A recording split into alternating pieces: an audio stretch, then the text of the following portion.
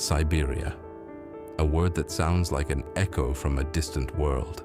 It conjures images of impenetrable forests, of endless snow and a cold that threatens to freeze life itself. This is the vast eastern part of Russia, a region of truly unimaginable expanse, stretching from the Ural Mountains to the stormy waves of the Pacific. Numbers almost fail to comprehend its dimensions. Siberia alone covers around 13 million square kilometers. You could sink the entire United States and all of Europe into it, and there would still be room to spare. And yet, what do we really know about this sleeping land?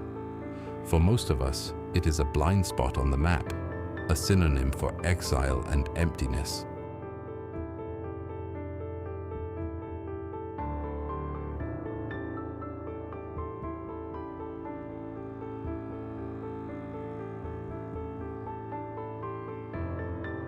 These images are not wrong. The cold is real, the forests are endless, but they tell only a fraction of a much larger, more complex story.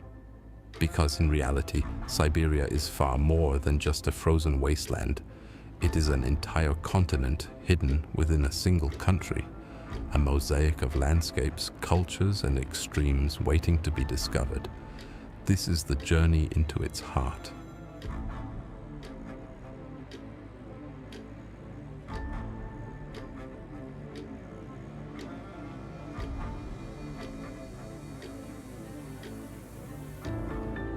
Here, in this land of superlatives, nature has created its most immense masterpieces. Lakes so deep they could swallow entire mountains, holding 1/5 of all the Earth's fresh water. Snow-covered peaks that seem to pierce the sky, next to lovely alpine meadows that burst into full bloom in the short summer. Volcanoes that puff smoke into the stratosphere, and geysers that hiss boiling water into the icy air. Remote islands battered by the waves of the Pacific, and glaciers whose ancient ice glitters in the sun like a treasure of diamonds.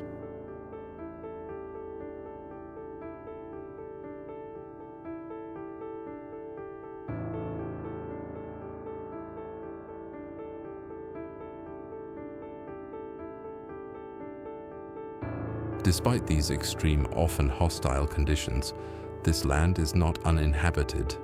It is the home of indigenous hunters, whose knowledge of the forest is invaluable, of nomads who move with their reindeer herds through the tundra in the rhythm of the seasons. But in the midst of this wilderness, there are also entire cities of concrete and glass, built upon the permafrost. The largest and most extreme among them is Yakutsk, the coldest metropolis in the world.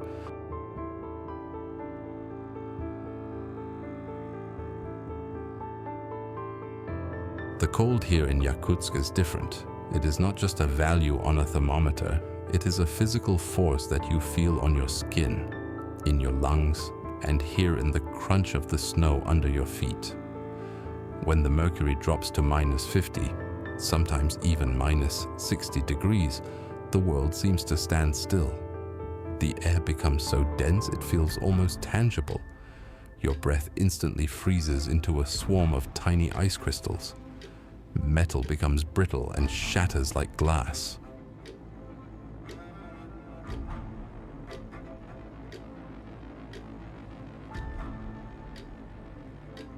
When temperatures sink this low, Yakutsk disappears under a thick, ghostly veil of fog.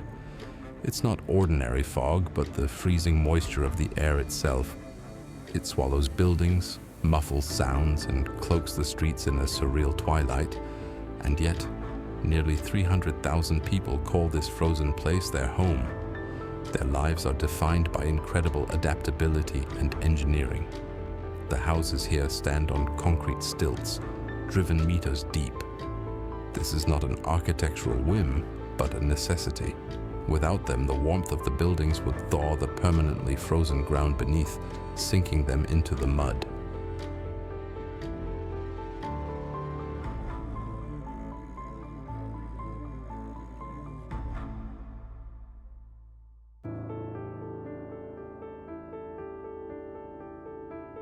But Yakutsk is not even close to the coldest inhabited place in Siberia.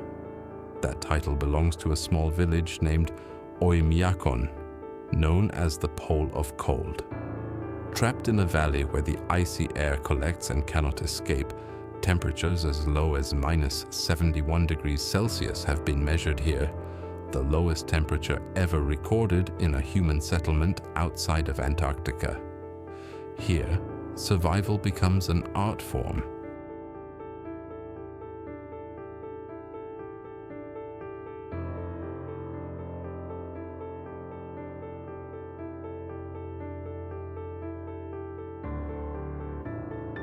Yet beneath this frozen hell lie some of the Earth's most valuable treasures: diamonds.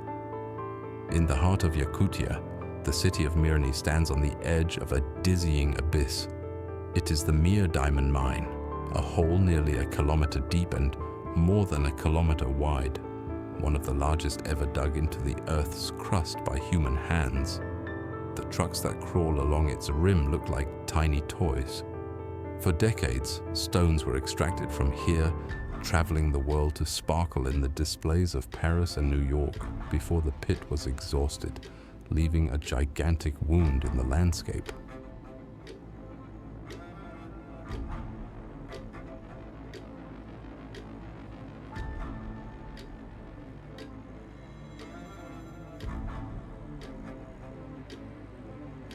Following the mighty Lena River a few hundred kilometers downstream from Yakutsk, an army of stone rises from the bank. These are the Lena Pillars, a silent, majestic formation of gigantic limestone columns soaring into the sky like guardians of a forgotten time. Some are sharp as needles, others as massive as the columns of an ancient temple.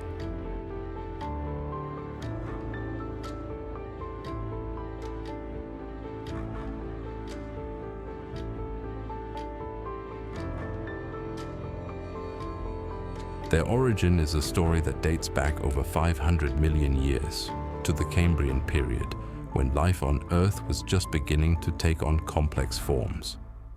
Back then, this land was a warm, shallow sea. Over millions of years, sediments settled on the seabed, hardening into massive limestone. Later, tectonic forces uplifted the entire Siberian platform, and the relentless work of frost, wind, and the river itself began to sculpt these rocks, eroding the softer layers.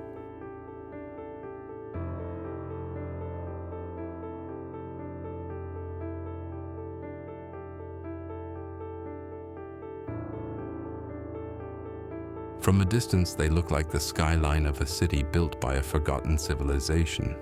But as you get closer, their sheer scale is overwhelming. In their shadow, you feel insignificantly small. Each pillar is a vertical timeline, a stone archive of Earth's history, telling of changing seas, climates, and prehistoric ecosystems. They exist for their own reasons, shaped by forces so immense that our brief lives fade in comparison.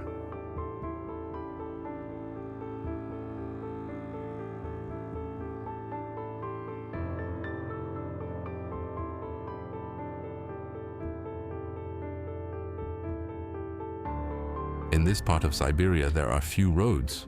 Building them is a battle against nature. Maintaining them is an even greater one. The Kolyma highway is one of the few connections. Over 2,000 kilometers of gravel, dust, and an oppressive emptiness. But the locals know it by another, more sinister name: the Road of Bones.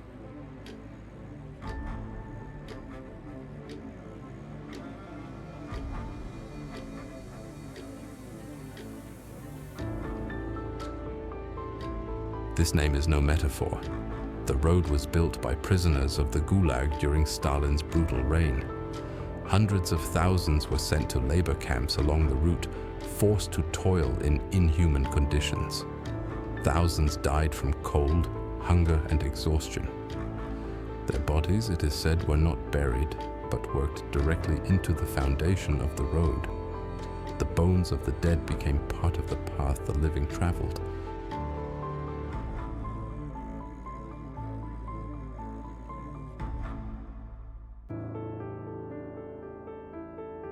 Settlements appear and disappear along the road, some still inhabited, others silent and abandoned. Kadichan is one of them, a ghost town built by prisoners in the 1940s, just like the road itself, to service the surrounding coal mines. After the collapse of the Soviet Union, the mine was closed and the state ordered an evacuation. Today, the wind wanders through empty apartment blocks, flips through forgotten books in a dilapidated school, and swings rusty toys on a deserted playground. Kadichan is a silent witness to a brutal past.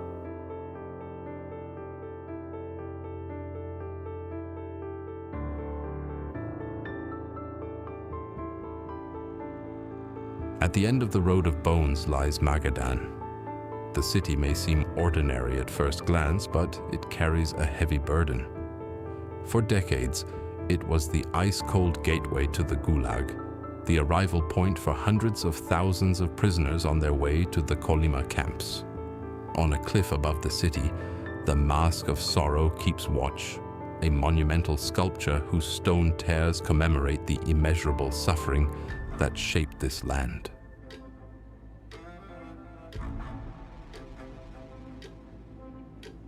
Beyond Magadan, the roads disappear and Siberia transitions into another, even more remote world. Chukotka, at the far edge of Russia, where the continent juts into the Pacific. This is a world of barren tundra, endless winters, and a feeling of total isolation. In the Soviet era, this land became a resource front. Workers were flown in, camps were built. When the mines closed, the cities were left behind. Today they are rusty skeletons in the landscape. An exception is the capital, Anadyr, whose brightly colored apartment blocks form a surreal contrast to the endless tundra, an attempt to defy the monotony and isolation with color.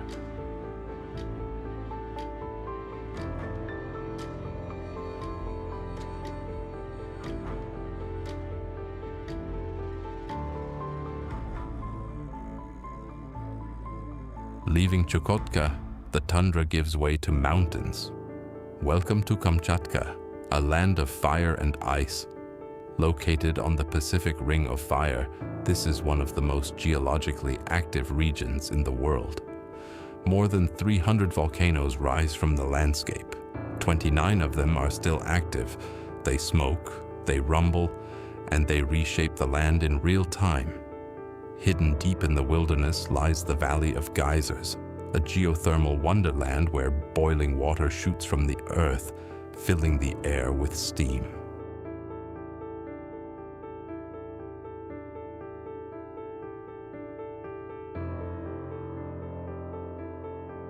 But Kamchatka is also a land of abundance. Every year, millions of salmon instinctively return from the Pacific to the rivers to spawn. The rivers turn black with them. The water seems to boil. This event attracts the true rulers of the peninsula, the brown bears. They wade into the current, striking the fish from the water with sheer power and precision. It is a brutal but vital spectacle, a feast that helps them survive the long, hard winter.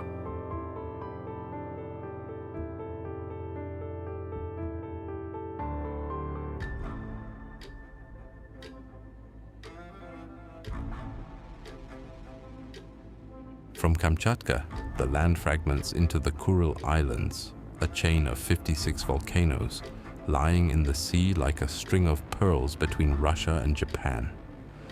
These are some of the most remote and inaccessible places in the world, shaped by constant volcanic activity. Further west lies Sakhalin, an island nearly 1,000 kilometers long with a turbulent and contested history. In the 19th century, Russia and Japan fought for its control. After World War II, it fell completely to the Soviet Union. A silent witness to this past is the abandoned Aniva Lighthouse, built by the Japanese in 1939 on a lonely rock in the sea, now standing guard like a monument at the edge of the world.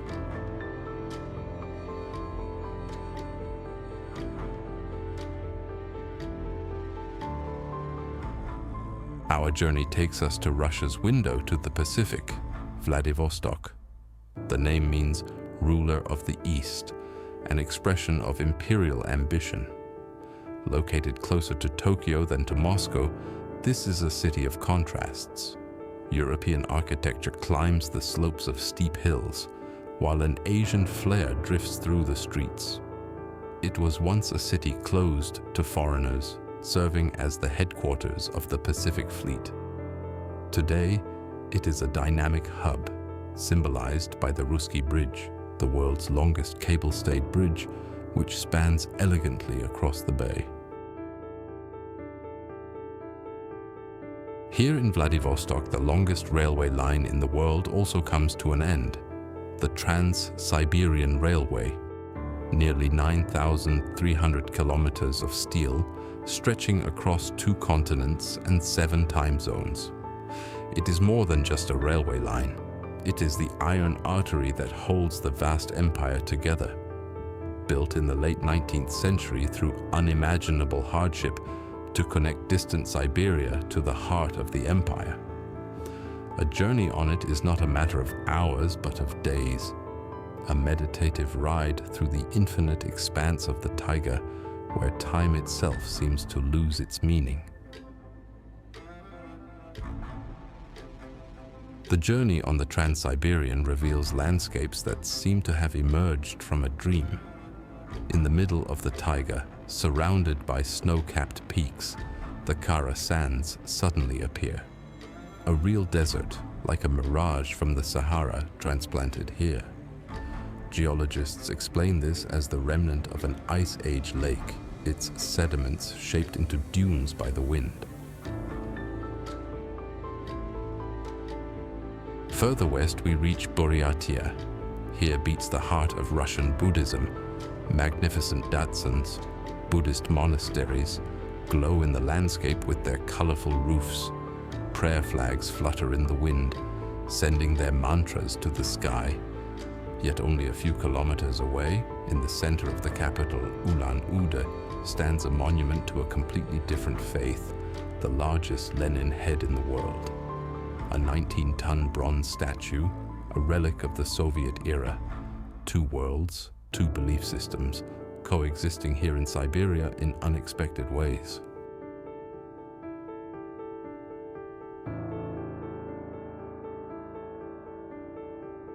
And then, Lake Baikal. Any word seems insufficient to describe it. The deepest, oldest, and clearest freshwater lake in the world. An inland sea of such vastness, you cannot see the other shore. It is so enormous that all the world's great rivers would need an entire year to fill it. In winter, it transforms into a realm of ice. Here, the frost is an artist. It traps air bubbles in transparent layers, draws cracks like black lightning through the meter-thick ice, and forms caves on the shores that look like crystal cathedrals, where light refracts in unreal shades of blue.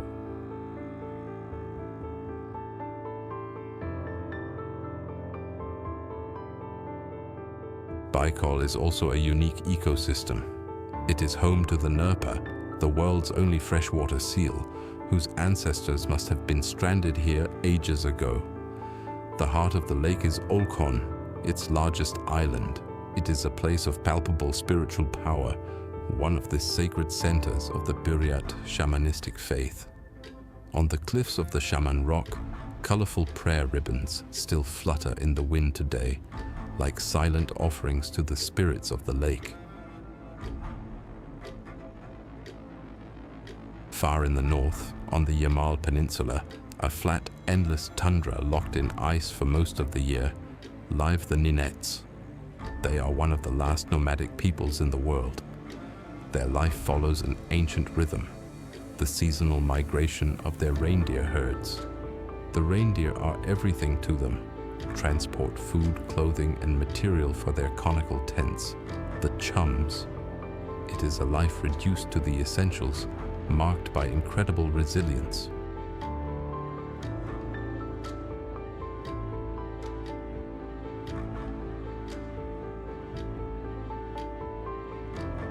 But right next to this ancient world, a modern Siberia exists, driven by another treasure hidden beneath the ice, oil and gas, the city of Khanty-Mansiysk is the glittering center of this boom, a rich, polished, and almost surreal city built from nothing in the wilderness. Here, luxurious buildings stand and neon lights glow in winter, while just a few kilometers outside the city limits, the traditional world of hunters and herders continues to exist. It is the fundamental contrast of modern Siberia.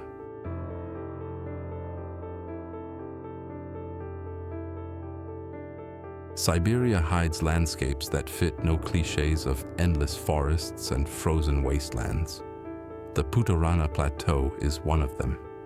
Located far above the Arctic Circle, inaccessible by roads or cities, this is a place that even most Russians never get to see.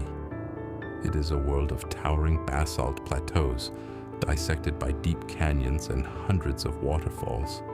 Some call it the land of 10,000 lakes and 1,000 waterfalls, and that is not poetry, but an understatement.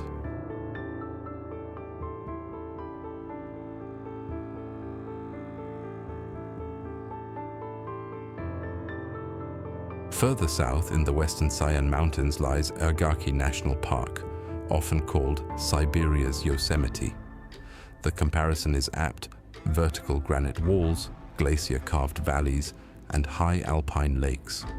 Among the bizarre rock formations, the hanging stone is perhaps the strangest, a giant boulder placed on the edge of a cliff by an ancient glacier, where it has seemingly defied gravity for millennia. It is places like these where the true, untouched wilderness not only exists, but dominates.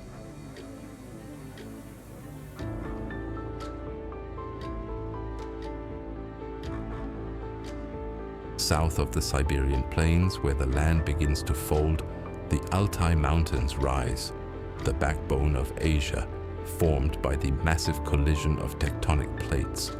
The peaks wear a crown of snow even in summer. And the best way to encounter these mountains is on the Chuya Highway, a ribbon of asphalt that cuts through one of Russia's most spectacular landscapes.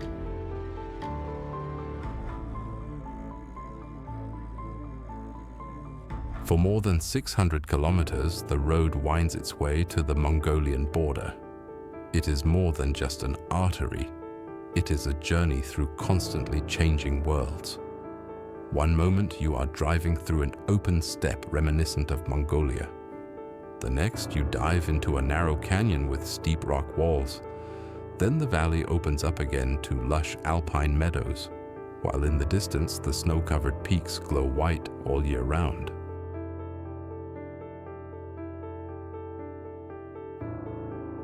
Hidden between the snow-capped peaks lies the Aktru Glacier, a frozen river of ice. It may appear still, but deep within, it groans and creaks under its own weight. Crevasses rip open without warning like gaping mouths. It is a living, slowly moving being. In the valley below, a hidden gem awaits, the Geyser Lake. It doesn't erupt like in Yellowstone. It breathes. Bubbles rise gently from its depths, drawing concentric circles on the turquoise surface.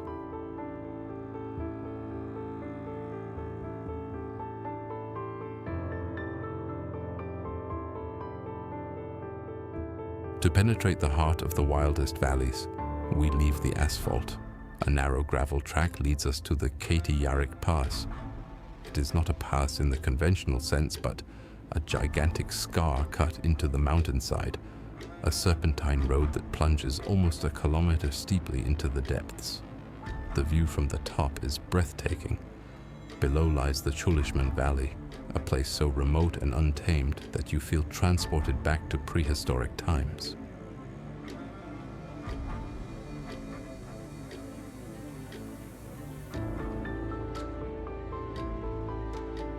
In the Chulishman Valley, nature has left behind one of its strangest creations, the stone mushrooms of Akurum.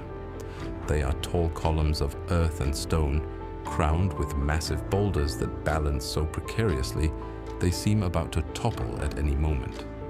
Yet they have stood here for centuries, sculpted by the erosion of wind and rain. Further north, the river flows into a sea, Lake Telitskoye, the largest lake in the Altai. The locals call it the Little Baikal.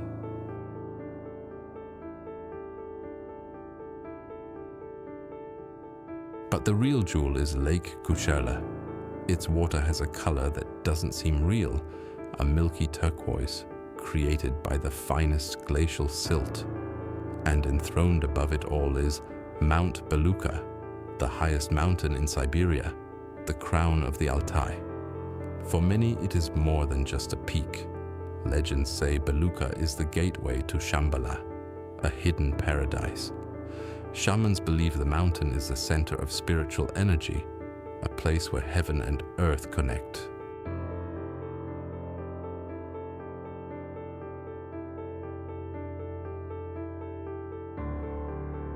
After the glaciers and white peaks of Beluga, the Altai suddenly changes the script. We descend into the Kyselchin Valley and feel as if we've landed on another planet. The locals simply call it the Altai Mars. The hills extend in waves of red, orange, yellow, and even violet. It is not an illusion. It is naked geology, exposed here by 300 million years of erosion.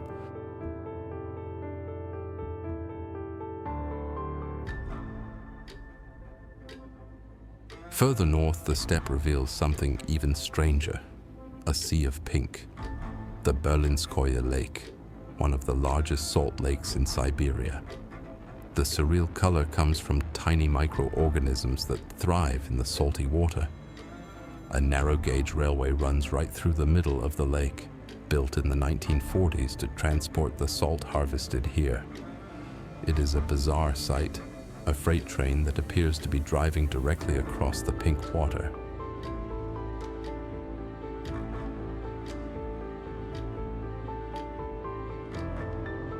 In Siberia, most cities feel improvised, built quickly to serve an industry.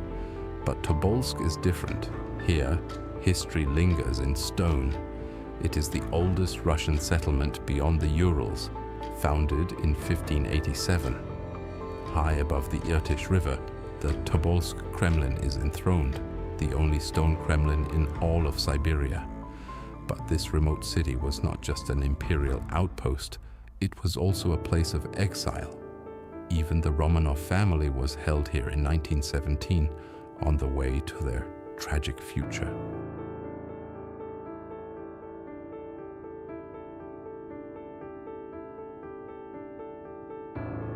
Compared to the 4 centuries of Tobolsk, Novosibirsk is young. Founded in 1893, it has grown in just over a century to become the largest city in Siberia and the region's unofficial capital. Its reason for existence: rails and rivers. It was born at a junction of the Trans-Siberian Railway, where a bridge was needed over the mighty Ob River. Today, Novosibirsk is a pulsating center of industry, culture, and science, a symbol of the speed, reinvention, and scale of modern Siberia. Our journey through Siberia ends here in Yekaterinburg, a bustling metropolis perched on the rocky spine of the Ural Mountains.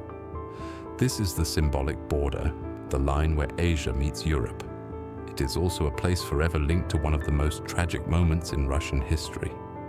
Here, in a cellar, the fate of the Romanov dynasty ended in 1918 with the execution of the last Tsar and his family.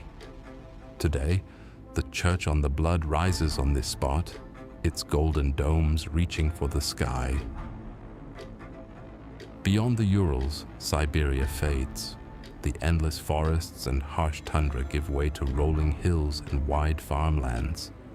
A different Russia begins, with a different mood, a different history. Our journey through the forgotten continent has come to an end. We have seen a world of extremes, unimaginable cold and fiery volcanoes, immeasurable emptiness and vibrant life. Siberia is not a blind spot on the map. It is a living, breathing part of our planet, filled with endless stories waiting to be told. Danke fürs Zuschauen. Bitte liken, kommentieren und abonnieren.